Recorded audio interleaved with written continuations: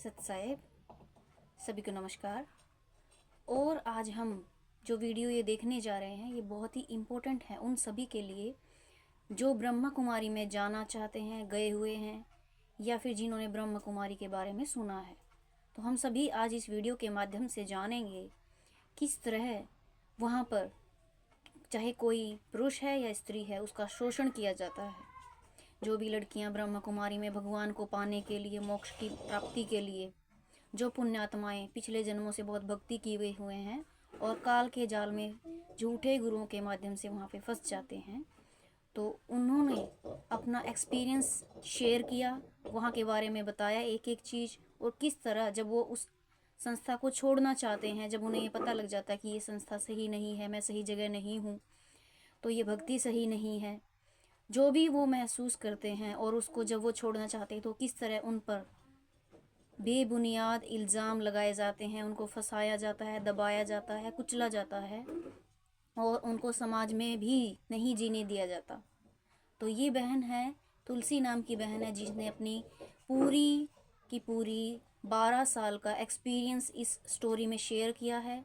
आप सभी देखें, जानें कि इन पंथों का, जो पुराने पंथ हैं, काल के पंथ हैं, कितना बुरा हाल है। ये सिर्फ ब्रह्म कुमारी की कहानी नहीं है, सभी जितने भी पंथ हैं सब में कहीं ना कहीं लोग इसी तरह फंसे हुए हैं। उन्हें डराया जाता है, धमकाया जाता है, दबाया जाता है और सच्चाई तक पहुंचने ही नहीं दिया जाता।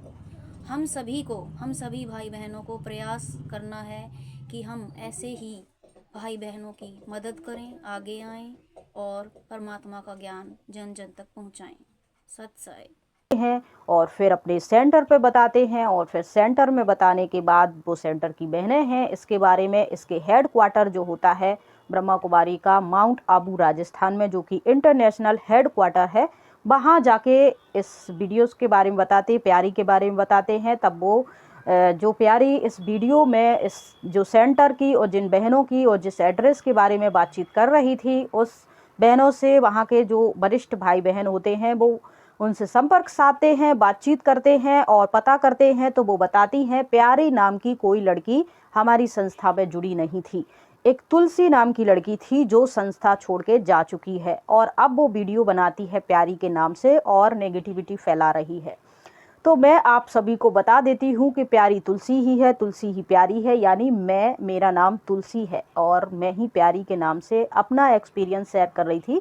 जब लोगों ने कहा कि कुछ कुछ कमेंट करे और ये सब धमकी दी मुझे एफआईआर की और कुछ उल्टे सीधे कमेंट करे, कुछ ने सपोर्ट में भी करे, कुछ ने विरोध में भी करे, तो मैं उन सभी से नाराज़ नहीं हूँ और मैं किसी भी प्रकार की उनको कमेंट नहीं करना चाहती। और इस संस्था ने जो फिर सेंटर की बहनों को बुला के मीटिंग करके तुलसी के बारे में जो बताया है और फिर उन संस्था के सेंटरों की जो बहनों ने उन्होंने पब्लिकली तुलसी के बारे में ऐसा कुछ कहा नहीं कि तुलसी ऐसी थी, वैसी थी, ऐसे छोड़ के भाग गई, वैसे छोड़ के भाग गई। और फिर उन्होंने उनके अंडर में जो सेंटर में जो क्लास सुबह 7 बजे से मेडिटेशन क्लास चलती है, जो ज्ञान योग की मुरली चलती है, उसमें जो भी सदस्य रेगुलर जुड़े हुए हैं उनको उन्होंने बताया कि एक तुलसी है, प्यारी के नाम से वीडियो बनाती है, वो संस्था की नेगेटिविटी फैला रही है, उल्टा सीधा बोलती है और आप इन सब बातों में जाइएगा नहीं। तो ऐसे तो इन संस्था में क्या कहा गया, पहले तो उन बहनों को बताया गया। तो यहाँ जो प्यारी यानी जो मैं जुड़ी थी जब जिन बहनों के साथ, देखिए मैं जिस सेंटर में जुड़ी थी और मेरा जो एक्सपीरियंस था, मुझे जो तकलीफ़ हुई, मैंने जो तकलीफ़ें उठाई, मैंने इन वीडियो के माध्यम से वो शेयर की हैं।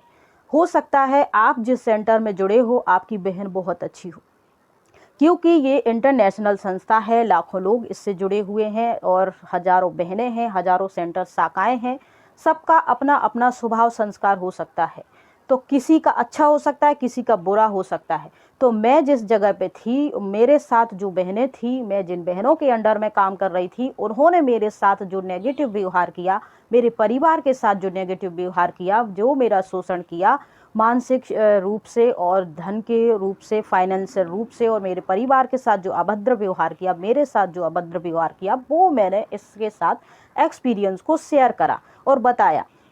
इसके अलावा फिर उन्होंने प्यारी के नाम पर, उनके कैरेक्टर पर जो एक्सक्यूज़ दिया और जो लोगों के मन में बिठा दिया कि जी तुलसी थी, यहाँ रही, संस्था में आई, समर्पण लिया, फिर ज्ञान योग की क्लासेस चलाई और फिर ये चल नहीं पाई नियम कायदों पे। यहाँ के जो नियम कायदे थे उन पे चल नहीं पाई और यहाँ के ही किसी लड़के को लेकर भाग गई, उसके साथ शादी कर ली और अब इस संस्था के बारे में गलत सलत नेगेटिविटी फैला रही है।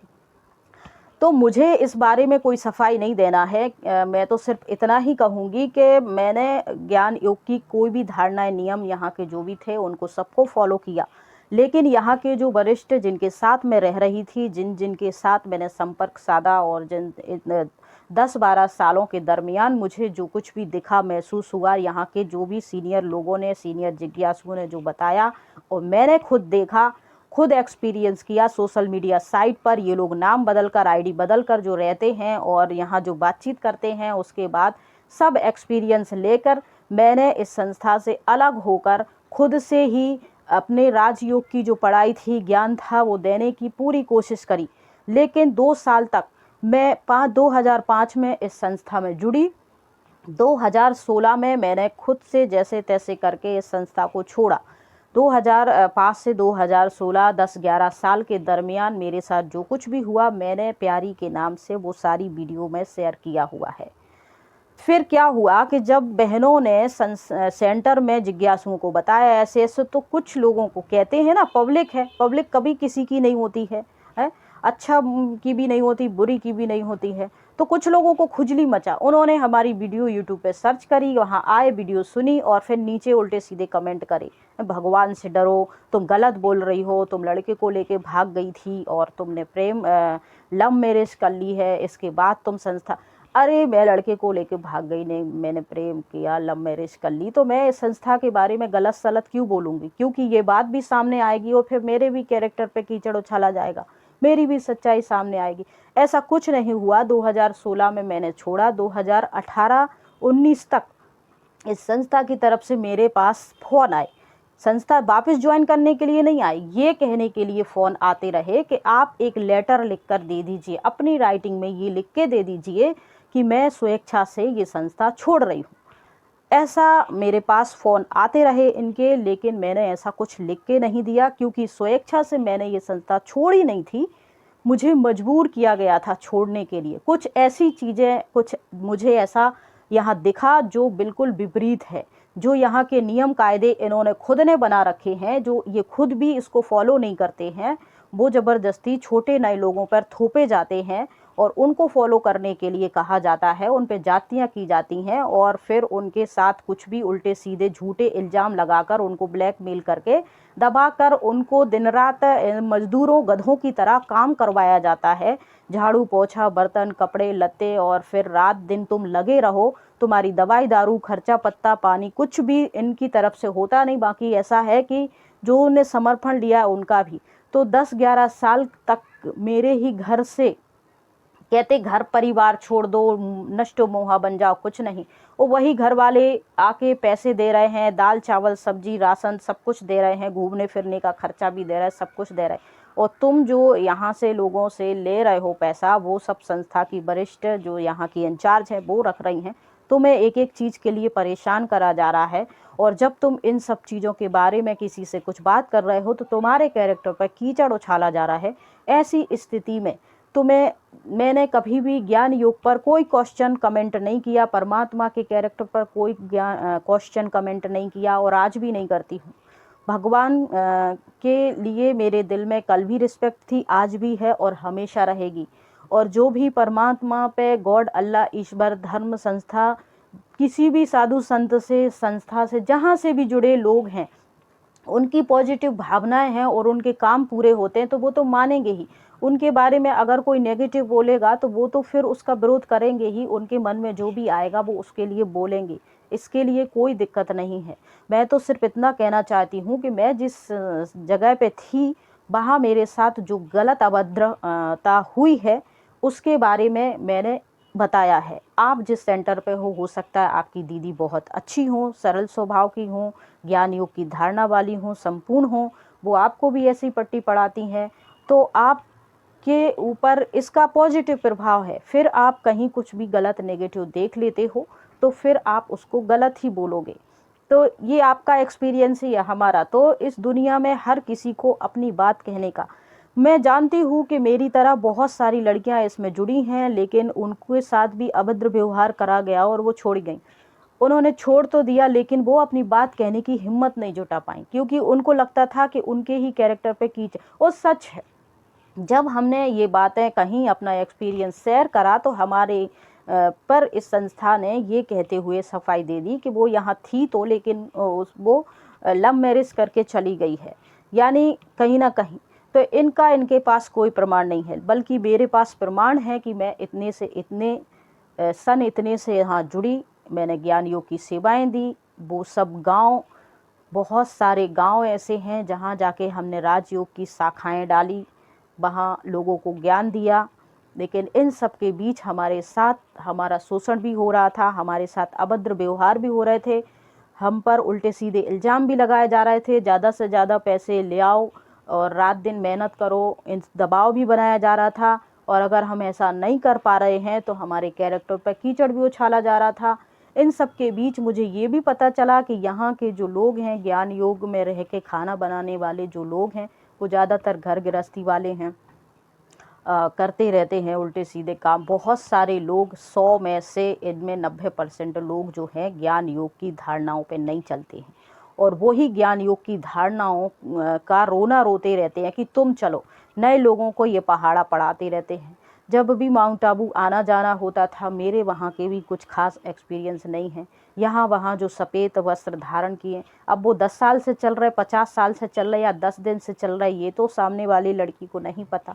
लेकिन उनका भी अभद्र व्यवहार कुछ ऐसा हुआ, जब इसके बारे में हमने शिकायत करी यहाँ के वरिष्ठ लोगों से कि ये फलाना फलाना जो शख्स है वो इस प्रकार की हरकतें कर रहा है, उल्टी सीधे आते जाते यहाँ वहाँ टच कर रहा है, तब उनकी तरफ से ये सफाई दे दी जाती थी कि ये नए लोग हैं, कुछ 2-3 महीने की सेवा के लिए यहाँ आए हैं, इसीलिए ऐसा कर रहे हैं। बल्कि बाकायदा वो बैज लगाएं, ड्रेस पहने, ये सब कुछ, तो ये सब कुछ ठीक ठाक नहीं लगता था। और सफाई में, और जब यहाँ की बहनों के और सबके परेशान होकर जब हमने ये सब चीज़ें छोड़ दी, एकदम से संस्था को ना छोड़ा और ना ही हमने यहाँ के बारे में, लेकिन हमारा ये था कि हम अपनी तरफ से सेवा करते रहेंगे। हमें इस संस्था से ज्ञान योग की मेडिटेशन से प्रैक्टिस करने के दरमियान हमें जो पॉजिटिविटी यहाँ मिली थी, जो एनर्जी मिली थी, तो हमारा वो एक्सपीरियंस अच्छा था। और हम वही लोगों के साथ शेयर करते थे कि देखिए, पॉजिटिव नेगेटिव, अच्छाई बुराई सब जगह होती है, उन सब में ना पढ़कर आप राजयोग की पढ़ाई कीजिए, उसमें कंसंट्रेशन कीजिए, आपके जीवन में, आपकी मानसिक स्थिति में ज़रूर प्रभाव पड़ेगा। तो हमने अपने घर चले गए थे 2016 में, जैसे तैसे करके संस्था से छूटकर। फिर हमारे पिता ने क्या किया, एक कमरा बनाया, वहाँ हमने सारी तस्वीरें लगाई, राजयोग की पढ़ाई पढ़ाना शुरू करा। तब इन बहनों को चैन नहीं आया, इनके अंदर इतनी जलिसी थी, ये हमको गुलाम बना के रखना चाहती थी। ऐसा गुलाम कि इनके इशारों पर नाचते रहो, इनसे 1 रुपया भी मत मांगो, किसी प्रकार की कोई मदद मत मांगो, बस इनके इशारों पर नाचो। अगर तुमने इनके इशारे पे नहीं नाचा, इनके अकॉर्डिंग से वर्क नहीं किया, तो फिर ये तुम्हारे कैरेक्टर पर कीचड़ उछालेंगी। और उछाला भी। तब परेशान होके जैसे तैसे हम वहाँ गए और हमने ये डिसाइड किया कि हम यहाँ ही लोगों की मदद करते रहेंगे। तो कहीं ना कहीं किसी ना किसी को भेजकर हमसे ये कहा जाता था कि आप एक लेटर पे लिख के दे दीजिए कि हम स्वेच्छा से संस्था को छोड़ रहे हैं, हमें इस संस्था में नहीं रहना है। लेकिन हमने ऐसा कुछ लिख के नहीं दिया इनको।